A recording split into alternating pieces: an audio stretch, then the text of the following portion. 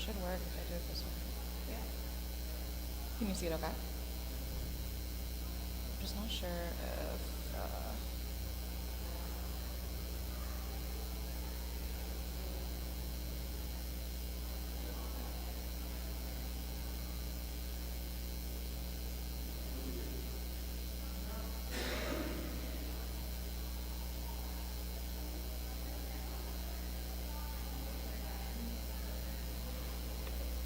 I'm not sure. I may just. Hi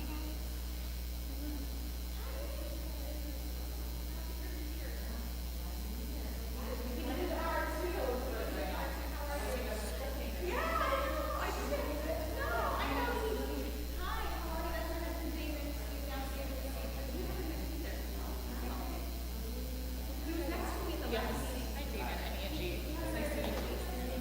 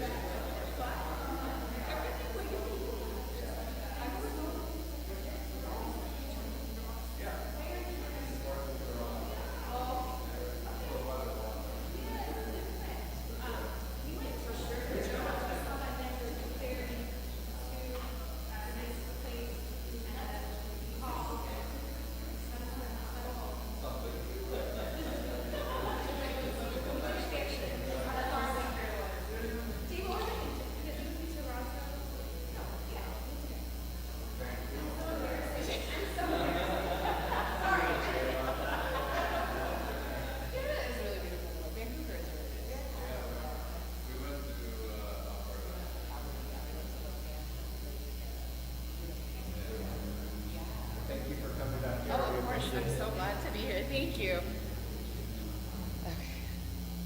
I'm gonna minimize that. Oh, wow. How exciting. Oh, gosh. No pressure. No pressure, but do it. Yeah.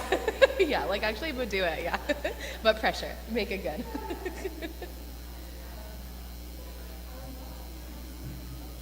Yeah, of course. Whenever you'd like to.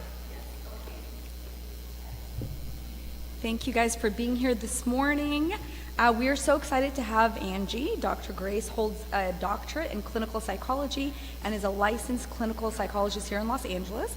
She has been in practice for over 10 years, even though I know she only looks 20, but she has been in practice for over 10 years and currently runs a fully virtual private practice, allowing her to work with clients across a wide range of settings. In addition to her clinical work, Dr. Grace conducts comprehensive evaluations for children and adolescents, including assessments for ADHD and other neurological and developmental disorders.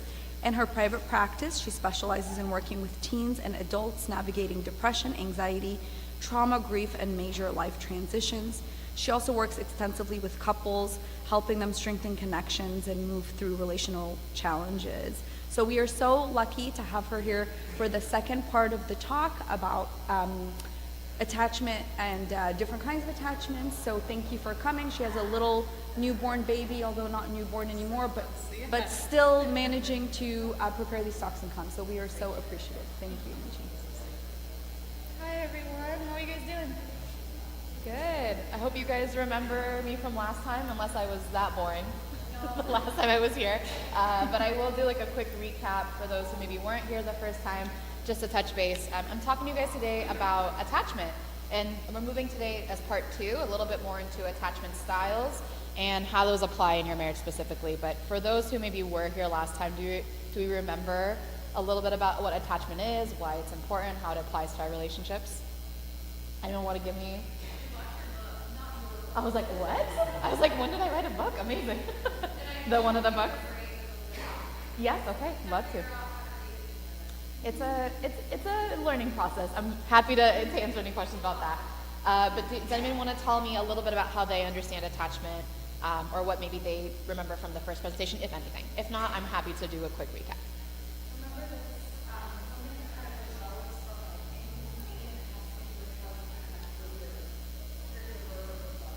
Yes. Yeah. Very good.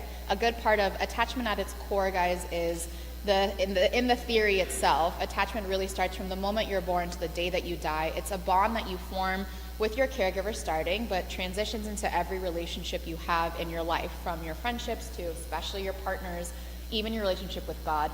The notion behind it is when we have a strong attachment or bond with a primary caregiver or something that we consider a secure base. You'll hear me use that word a few times. Everything in your life starts to feel a little bit more seamless, with the idea that when you feel safe because you have support and connection and loyalty and love and comfort from a primary caregiver or a secure base, you feel free to move around the world in a way that you feel comfortable taking risks because you know you have someone who will be there to support you through it all. Does that kind of make sense as an explanation? So I'm going to move through. This was like the initial slide. I'm just going to move through. Sorry, guys, I know I have a lot of words on here.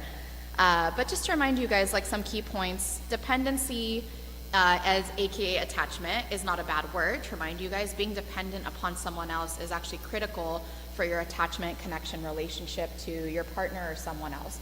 It's okay to be attached to someone. It's okay to be dependent upon someone and say, I need you. It's not a form of weakness. It's not something that is a fault to you. It is a way in which actually it emphasizes your strength, your connection to this person with you and the world around you. You're more likely to take more risks, like I said, when you are feeling connected. So I'm going to start with here just as a quick reminder. Does anyone remember this one? The question I encourage you guys to remember, if you remember anything from the last presentation, it's the question, are you there for me? With these 3 factors that contribute to your bond in a relationship. So can everyone see this okay? I'm going to have someone read these out for me. Can anyone read number 1? Thank you. Number 2?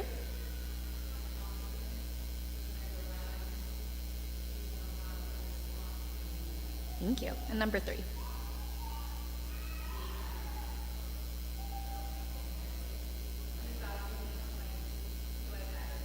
Thank you. Is it too small? Okay. I understand. So these questions, guys, when we're thinking about the bond that we form within our romantic relationships, these tend to be some of the main questions that do contribute to the attachment relationship we form with one another, right? Accessibility being, can I reach you? I want to know that my partner is there for me when I need them, right? When I call them if I have an emergency, I want to call them. When I'm excited, when I want to share good news, I want to call them.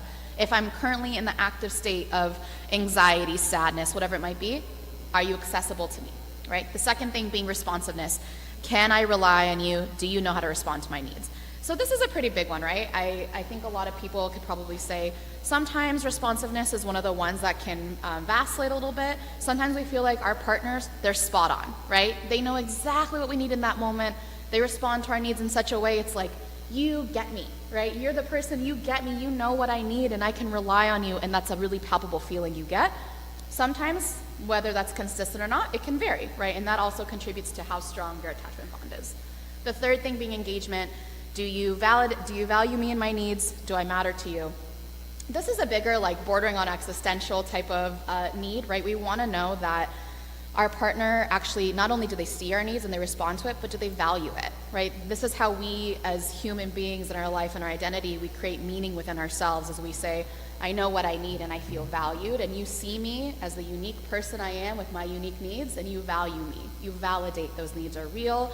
You validate that I'm a person who has these needs, and you love and accept me with those needs, right? That's a big crucial one too, is in that way of engagement. So that question, are you there for me, is one that you will hear a lot in my talk today around the accessibility, responsiveness, and engagement. Is this ringing a bell? Awesome, okay. Then I'm gonna move right along. You guys, I'm pretty sure remember this video of the baby with the still face. That was usually touches a lot of people. So we're gonna move on from there.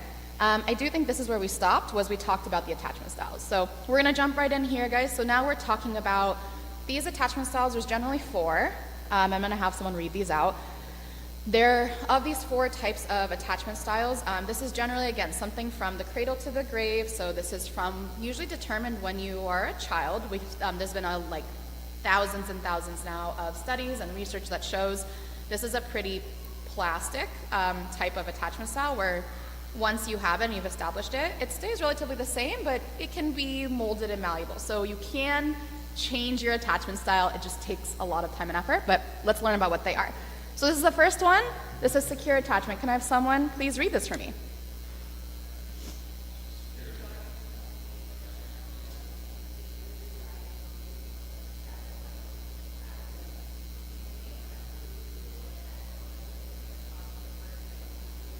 Thank you. So hopefully everyone can see that this is, as you guys can see, 50 to 60% of the population, right? So this is a good thing. When you guys read this, hopefully you read this and you're like, yes, that's me. If not, that's okay. Don't worry. But this is what we should all strive to be, right? This is a person who is warm. Loving another person, loving their partner comes naturally to them. They're not worried about their relationship. So I want you to take stock of yourself. If you find yourself sometimes like unconsciously, consciously noticing, I have a lot of thoughts about my relationship. I'm worried, I'm excited, I'm happy, I'm stressed, whatever it might be.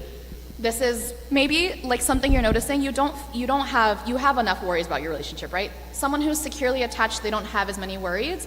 They are able to read their partner's emotional cues and respond to them and not get overwhelmed by them. They don't see it and like, oh my gosh, you're freaking out, now I'm freaking out too, right? This is a person who can be stable, respond to their needs, and ask for their needs simultaneously. And this even applies to like this, it's like a person specific and it applies to their relationships with even their other friends or their... Usually, yes. I would say it's pretty across the board how you respond, but there are aspects of our attachment styles that can, with some variability, you respond to the other person's attachment style as well. So usually if you're secure, you'll respond to another person's potentially anxious or avoidant type of moves with some security too. But sometimes, depending on, like the variability of how secure you are, how anxious, avoidant, whatever it might be, you may have some of your own variation too, but relatively stable.